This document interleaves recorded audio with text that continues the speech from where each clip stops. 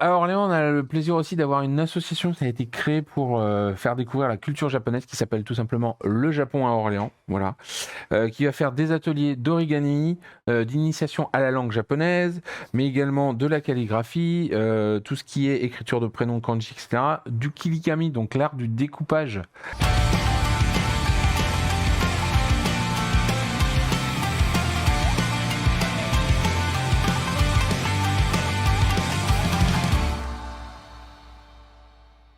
On est parti du coup pour de très belles annonces ce soir pour Japan Expo et surtout pour Japan Expo 6. Encore une fois, je rappelle, c'est le 5 et 6 novembre prochain. Ça arrive incessamment sous peu. Qui veut commencer? C'est moi. Parce qu'on a eu le plaisir d'accueillir dernièrement Brigitte Lecordier, qui était donc la voix de Son Goku enfant. Et pour Japan Expo Centre, on a le plaisir d'avoir Patrick Borg, donc la voix de Son Goku adulte, qui sera parmi nous. Et pour ceux qui aiment un peu le doublage, Patrick Borg, c'est pas que Son Goku, c'est aussi Roland Ryoga dans Ranma Mi. C'est aussi la voix officielle de David Boreanaz, donc c'est lui dans Angel, c'est lui dans Bones. Voilà, donc c'est du lourd. C'est un monsieur qui fait du doublage depuis 40 ans peut-être maintenant. Et donc du coup, évidemment, un grand monsieur qu'on a le plaisir d'accueillir pendant 2 jours. Et qui sera là en dédicace, alors pas en continu quand même, il faut le laisser respirer de temps en temps, mais qui va faire des belles séances de dédicace et j'espère qu'il y aura plein de monde pour venir le rencontrer. Petite conférence. Il fait aussi une petite conférence, mais tout le programme va être annoncé en même temps, donc dédicace et conférence. À suivre sur le site web et sur l'app pour ceux qui sont sur Google pour l'instant et bientôt sur iOS. Je sais, oui, j'ai compris. Il y a un message. N'hésitez pas à le voir, il est très gentil. Je sais qu'il sera très content de tous vous rencontrer. Donc, Il est super sympa. Du coup, on parlait de cosplay tout à l'heure. On a le plaisir d'accueillir The French Levi, qui est un créateur de contenu et qui est cosplayer, qui a un univers basé sur la culture japonaise et coréenne. Il s'est fait un nom sur TikTok. Il sera en rencontre et en dédicace sur l'espace tremplin web. Très bien. On parlait de mangaka tout à l'heure. Et ben voilà, on a le plaisir d'avoir plusieurs mangaka français et le premier qui va nous faire l'honneur de sa présence, c'est Christophe Cointeau, donc l'auteur de Wind Fighters, exactement, voilà, qui sera en dédicace le samedi après-midi uniquement. Tu connais bien un amour, donc franchement allez le voir, il est super gentil, vraiment, une crème. Il sera encore une fois très très content de vous rencontrer, j'en suis persuadé. On va le tester. Et on accueille aussi Sylvain Ferrieux. Oui, c'est l'édition Mao Édition. C'est ça, tout à fait. Voilà. Light novel. On n'a pas dit, mais Christophe Cointeau, Wind Fighter, c'est chez Glénat, et du coup Sylvain Ferrieux chez Mao Édition. Chez Mao Édition. Ouais. Donc, les Chevaliers du Gore. Chevaliers du Gore, ouais. De Gore. Qui sera en. Les Chevaliers de Gore. De Gore. Très bien. Je crois, il me semble. Peut-être que je me dis une bêtise. C'est moi qui ai marqué là. Du Gore, c'est peut-être ça, je ne sais pas, je ne peux pas dire de bêtises. Mais De Gore, ça a l'air mieux, ça sonne. Ouais. Et donc, il sera en dédicace et en conférence, a priori, pendant toute la durée du festival. Très bien. Conférence de 2 jours. Ouais, il va parler beaucoup. C'est plus les dédicaces. Ça marche. Ensuite, un scénariste inspiré par les univers Dark Fantasy, c'est Cab, qui nous fera le plaisir de venir en dédicace sur les 2 jours, a priori, pour le coup, là, du festival. Son œuvre. Ah bah oui, tu nous as dit que tu connaissais. Alors, mais je connais tout. Je connais tout par cœur. Le blind test pour monsieur. Édition Kana, du coup. En tout cas. Ouais. Tout à fait, édition Kana. Et Vané Maluko, qui ont fait Va-Nu-Pied et qui sont en dédicace, pareil, pour la durée du festival. Et donc en partenariat avec les éditions Kana. Le manga français bien représenté à Japan Expo. Une fois, ça fait super plaisir. N'hésitez pas à tous les voir. Et les auteurs ont besoin aussi de ça, d'être galvanisés un petit peu par la foule et par les gens qui lisent leurs œuvres. Ce qui est super avec les mangaka français, c'est que vous pouvez échanger directement avec eux et ils adorent ça. Les Japonais, il y a toujours la barrière de la langue, ils sont plus timides, mais là, faut pas hésiter à venir les rencontrer et faire connaître leurs œuvres. Et en plus, si vous êtes gentil, vous faites des petits dessins. C'est ça, des gros dessins, plein de choses. Ensuite, on continue dans le cosplay cette fois-ci, puisqu'on avait parlé de Min Yuan, de The French Levi, et là, on a le plaisir d'accueillir Mats5, donc une cosplayeuse qui adore amener les personnages de fiction à la vie, tout à fait.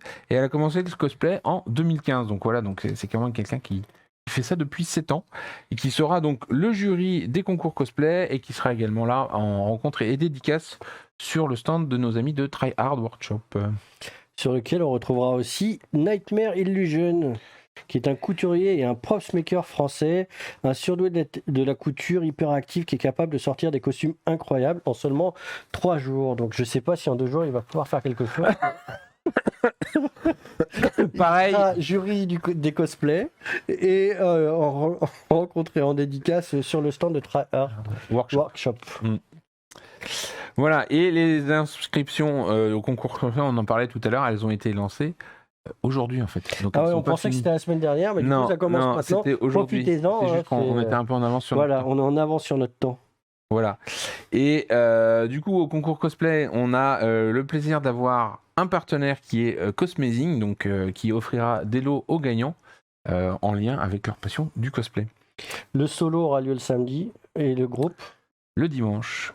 Et les inscriptions sont ouvertes jusqu'au 30 octobre. Et du coup, voilà, en jury, Nightmare Illusion et Mats5 dont on a parlé, et Min Luan qui était dans le chat tout à l'heure et qui a été annoncé la semaine dernière. Il y a 15 jours. Décidément, j'ai des gros problèmes de timing. À la dernière émission.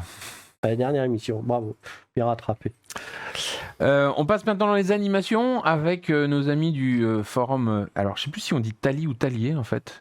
À chaque fois, j'ai un doute. Donc, ils viennent sur le festival pour blind test, quiz et autres jeux géants, karaoké et compagnie. Donc, ils seront là pendant les 2 jours pour régaler tous les visiteurs. On accueille aussi Annigator, on parlait d'amis, des gens qui essayent désespérément d'inviter Jean-François à passer sur le stand et qui là aura peut-être le temps d'aller leur dire un petit coucou. Et ils vont proposer une exposition de papercraft, donc les maquettes en papier, d'origami custom, de garage kit, de plamo. C'est quoi les plamos ? Comment on disait, des plamos, c'est Playmodel. Comment on dit en français déjà ? Mince. C'est des maquettes en fait. C'est des maquettes en plastique modèle.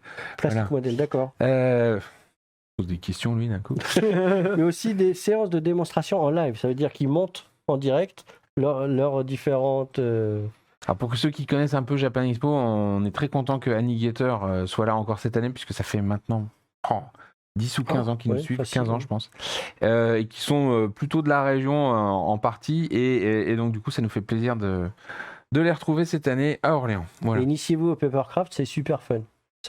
C'est pas facile, mais c'est super fun. Moi avec mes gros toits, ça marche pas bien.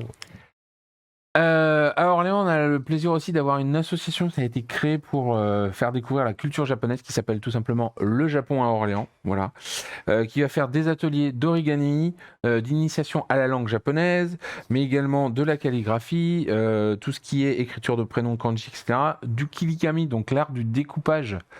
Parce qu'on parlait de l'origami, c'est l'art du pliage, le kilikami, c'est l'art du découpage, voilà.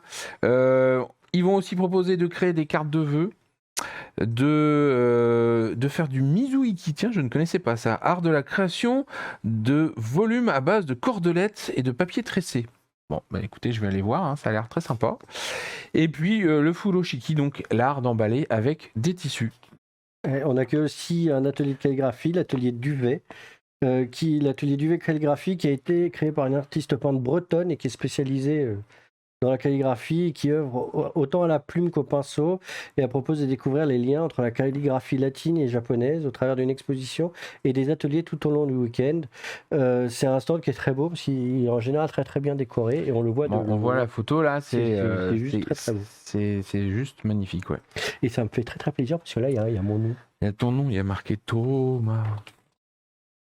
Voilà, dans le cadre de l'exposition Balade au Japon, on en a parlé, une petite excursion au pays du soleil levant, on a le plaisir d'accueillir les représentants de la préfecture de Hyogo, donc là où est Kobe, et qui seront présents notamment le samedi 5 novembre de 14h à 16h pour organiser une dégustation de saké de la région, voilà, puisque notamment la préfecture est très connue pour la qualité de son eau, et donc c'est un ingrédient essentiels pour la fabrication du saké et d'un saké de qualité.